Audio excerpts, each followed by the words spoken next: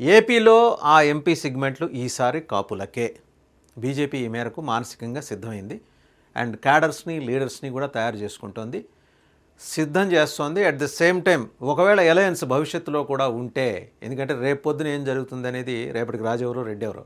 ఇవాళ ఉన్న India alliance, India కూటమి రేపొద్దున ఖచ్చితంగా ఉండి తీరాలనేం లేదు. కాబట్టి ముందు జాగ్రత్త చర్యగా బీజేపీ తన స్థానాలు, తాను ఖచ్చితంగా గెలవగల స్థానాలు, తాము ఖచ్చితంగా డిపెండ్ అవదగిన కాగలిగిన సామాజిక వర్గాలని లెక్కల ప్రకారం ఆ డైనమిక్స్ ప్రిపేర్ చేసుకుంటుంది. ఇప్పటికే ఆర్ఎస్ఎస్ శ్రేణులు ఈ మొత్తం చెప్పిన విజయవాడ, నరసాపురం, గుంటూరు, కాకినాడ, మచిలీపట్నం, రాజమండ్రి, ఏలూరు ఈ 7 పార్లమెంట్ సెగ్మెంట్లోనూ ఆర్ఎస్ఎస్ క్షేత్రస్థాయిలో మొత్తం వర్క్ మొదలెట్టింది. వాళ్ళ ముందు చూపు ఎలా ఉంటుందంటే మోదీ గారు 2014లో ప్రమాణ స్వీకారం చేసిన తర్వాత ప్రధానమంత్రిగా రెండో రోజే ఆర్ఎస్ఎస్ శ్రేణులు 2019కి సంబంధించి వాళ్ళు కార్యక్షేత్రాలు గెలిపారు. వాళ్ళకి దిశానిర్దేశం జరిగిపోయింది. బూత్ లెవెల్ వరకు మన ప్రజెన్స్ లేని రాష్ట్రాల్లో ఎలా వెళ్ళాలి, దానికి సంబంధించిన కార్యాచరణ డిజైన్ చేసుకోవటం, దానికి ఎగ్జిక్యూషన్ కోసం టీమ్స్ ఏర్పాటు చేసుకోవటం, టీమ్స్ ఏర్పాటు చేసుకున్న తర్వాత ప్లానింగ్లోకి నేరుగా దిగటం. ఆర్ఎస్ఎస్ చాలా చాప కింద నీరులా అలాగా తన నెట్వర్క్ని విస్తరించుకుంటూ వస్తుంది. కాబట్టే ఒక సామాన్య స్వయం సేవక్ ఈరోజు ప్రధానమంత్రిగా భారతదేశంలో ఆయన మనకు కనబడుతున్నారు. ఇది ఏ పార్టీల్లో లేని గొప్ప సంస్కృతి. ఎవరైనా సామాన్యులు చాలామంది, మీరు బీజేపీ పరిపాలిస్తున్న రాష్ట్రాలన్నీ కనుక పరిశీలిస్తే చాలా వరకు ఏంటంటే మధ్యతరగతి నేపథ్యం, దిగువ మధ్యతరగతి నేపథ్యం నుంచి వచ్చిన వాళ్ళే ఎక్కువ మంది మనకి ముఖ్యమంత్రిగా కనిపిస్తుంటారు. బీజేపీకి ఆ ఫెసిలిటీ ఉంది. వేరస్ కాంగ్రెస్ ఏంటంటే ఇప్పటికీ సంప్రదాయ వంశపారంపర్య రాజకీయాలకి లోబడే పనిచేస్తుంది. సో బీజేపీ ఆ కార్యక్రమం మొదలెట్టింది కాబట్టి ఈరోజు విజయవాడ మీద ఫోకస్ పెట్టింది, నరసాపురం మీద ఫోకస్ పెట్టింది, గుంటూరు, కాకినాడ, మచిలీపట్నం, రాజమండ్రి, ఏలూరు. సరే, టు స్టార్ట్ విత్ నరసాపురం చూద్దాం. నరసాపురంలో బీజేపీ అభ్యర్థి పార్లమెంటుకి వెళ్ళిన సందర్భాలను మనం చూస్తే కనుక కాపు ఓట్లతో గెలిచింది. కాపులు నిస్వార్థంగా వాళ్ళకి ఆ కులపిచ్చ లేదు కాబట్టి వాళ్ళు ఆ పార్టీకి పనిచేయాలనుకున్నారు కాబట్టి చేశారు. సింపుల్. అక్కడ ఈరోజు నరసాపురంలో ఇంతకుముందు బీజేపీ గెలిచిందంటే కాపు ఓట్లతోటే గెలిచింది. బీజేపీ అది గమనంలో పెట్టుకుంది.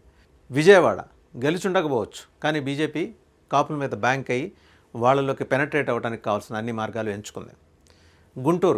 గుంటూరు పార్లమెంట్ సెగ్మెంట్లో 70% కాపులు ఉన్నారు.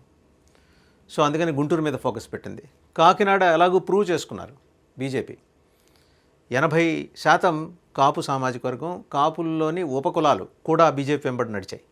మచిలీపట్నం అన్డౌటెడ్గా అది కాపు సెగ్మెంట్, పార్లమెంట్ సెగ్మెంట్. రాజమండ్రి ఇది కూడా నిరూపించుకున్న స్థానమే. ఏలూరు కూడా గెలవడానికి ఉన్న అన్ని అవకాశాలని ఇక్కడ బీజేపీ ఎక్స్ప్లోర్ చేస్తుంది. ఇప్పటి నుంచే గ్రౌండ్ వర్క్. 27లో ఎలక్షన్స్ వస్తాయా, 28లో వస్తాయా అనే అంశం పక్కన పెడితే ఖచ్చితంగా 7 సెగ్మెంట్లోనూ బీజేపీ వేసుకున్న లెక్కల ప్రకారం కాపు సమీకరణాన్ని కాపాడుకోగలిగితే, కాపు సామాజిక వర్గ సమీకరణాలని ప్రొటెక్ట్ చేసుకొని వాళ్ళు ఓన్ చేసుకునేలాగా బీజేపీ ముందుకెళ్ళగలిగితే ఖచ్చితంగా 7 సెగ్మెంట్లోనూ బీజేపీ తనకు తానుగా తన ప్రావెస్నెస్ని నిరూపించుకోవాలని చూస్తుంది. 7 సెగ్మెంట్లు జేబులో వేసుకోగలిగితే బీజేపీ కేంద్రంలో తిప్పబోయే చక్రం ఎలా ఉంటుందనేది నెక్స్ట్ లెవెల్. దాని గురించి ఇప్పుడే మాట్లాడటం తొందరపాటు అవుతుందేమో. బట్ ఫర్ ష్యూర్ 7 సెగ్మెంట్లు ఒకవేళ కూటమి కొనసాగే పని అయితే ఈ 7 సెగ్మెంట్లు తనకు వదిలేమని నిర్మోహమాటంగా చెప్తుంది. ఏదో 1-2తో ఇవాళ సరిపెట్టుకున్నట్టు బీజేపీ అట్లా సరిపెట్టుకునే పరిస్థితుల్లో లేదు. కూటమి పక్షాలు ఒప్పుకోలేదు. ఏమో రేపు పొద్దునకి రాజెవరో రెడ్డెవరో.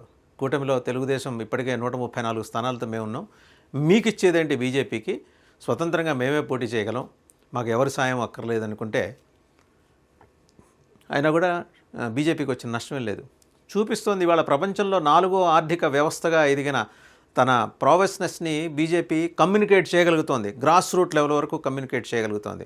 మన జీడిపి పెరిగింది, మన ఆర్థికంగా బలోపేతం అవుతున్నాం, మన ప్రపంచ పటంలో భారత్ వెలిగిపోతోంది అనేది, మేరా భారత్ మహాన్ అనేది జనంలోకి తీసుకెళ్ళగలిగింది. దానికి తోడు మనం పోస్ట్ కార్గిల్ వార్ తర్వాత భారతదేశంలో వచ్చిన భారతీయ మైండ్ సెట్లో వచ్చిన మార్పుల్ని బీజేపీ క్షుణ్ణంగా అధ్యయనం చేసింది. ఆర్ఎస్ఎస్ దానికి అనుకూలంగా మలుచుకొని దేశభక్తిని మిళితం చేసి రాజకీయంగా ఓటింగ్ సమీకరణాలను మార్చడానికి బీజేపీ చేస్తున్న వ్యూహాలు. బీజేపీ ఆర్ఎస్ఎస్లకు అనుబంధంగా ఉన్న చాలా విభాగాలు ఉన్నాయి, పేరు చెప్పడం అనవసరం, సేవా విభాగాలు. సో బీజేపీ ఫ్రంటల్ ఆర్గనైజేషన్స్ అనొచ్చు వాటిని, లేదా RSS frontal organisation. In fact BJP itself is a frontal organisation of RSS. So అవన్నీ కూడా రంగంలోకి దిగాయి. హెల్త్ కావచ్చు, ఎడ్యుకేషన్ కావచ్చు, అలాగే లేబర్ కావచ్చు, మధ్యతరగతి, ఎగువ మధ్యతరగతి, దిగువ మధ్యతరగతి సెక్షన్స్ కావచ్చు, అలాగే మైనారిటీస్ కావచ్చు, ఎస్సీ, ఎస్టీ, బీసీ, ప్రతి వింగ్కి వాళ్ళకు సమర్థవంతమైన నాయకత్వాన్ని బీజేపీ ఎంచుకొని వాళ్ళు గ్రాస్ రూట్ లెవెల్లో పనిచేయటం మొదలెట్టారు. పనిచేసిన తర్వాత బీజేపీ అత్యున్నత స్థాయి సమావేశంలో వాళ్ళు ఐడెంటిఫై చేసిందంటే 7 సెగ్మెంట్లు: ఏలూరు, రాజమండ్రి, గుంటూరు, కాకినాడ, మచిలీపట్నం, నరసాపురం, విజయవాడ. మన ప్రజెన్స్ ఉంది, మన ప్రజెన్స్ బలంగా ఉన్న సెగ్మెంట్లో ఆల్రెడీ మనం ప్రూవ్ చేసుకున్నాం. 96, 98లో, 2014లో ప్రూవ్ చేసుకున్నాం. ఈసారి మనం ఎవరో కోరారు, ఎవరో అభ్యర్థించారు, కూటమిలో ఉన్నాం, సో మొహమాటాలు ఉంటాయి. ఇలాంటి మొహమాటాలన్నీ పక్కన పెట్టి 7 పార్లమెంట్ సెగ్మెంట్లోనూ బీజేపీ పోటీ చేయాలని చాలా బలంగా, దృఢంగా నిశ్చయించుకుంది. ఆ బాధ్యతని బీజేపీకి ఆర్ఎస్ఎస్ అప్పచెప్పింది, రాష్ట్రీయ స్వయం సేవక్ అప్పచెప్పింది. ఆర్ఎస్ఎస్ రాజకీయ విభాగమే భారతీయ జనతా పార్టీ కాబట్టి విధిగా ఈవెన్ ప్రధానమంత్రి మోదీ అయినా సరే ఆర్ఎస్ఎస్ కీలక సమావేశాలు జరుగుతుంటే ఆయన ఒకవేళ ఒకంత ఆలస్యమైతే వెనక్కి కుర్చీలో కూర్చోవాల్సిందే. అలాంటి క్రమశిక్షణ ఆర్ఎస్ఎస్లో ఉంది.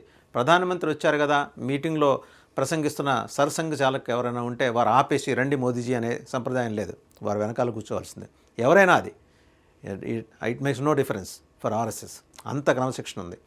ఈరోజు ఉదయమే సంఘ్ కార్యక్రమం పూర్తి చేసుకొని తర్వాత మిగిలిన కార్యక్రమాలకి వెళ్ళాలని దిశానిర్దేశం, పథనిర్దేశం చేసే బీజేపీకి పథనిర్దేశం చేసే ఆర్ఎస్ఎస్ వ్యూహంలో భాగంగానే 7 పార్లమెంట్ సెగ్మెంట్ని ఐడెంటిఫై చేశారు.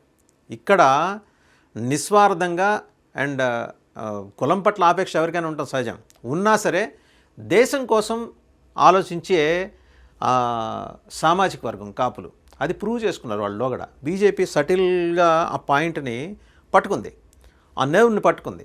సో ఆ నరం, ఆ స్పర్శ తెలిసిన తర్వాత బీజేపీ కానీ ఆర్ఎస్ఎస్ కానీ 7 సెగ్మెంట్లని వదులుకోదలుచుకోలేదు. ఇక్కడ అదృష్టాలు పరీక్షించుకోవడం లేదు.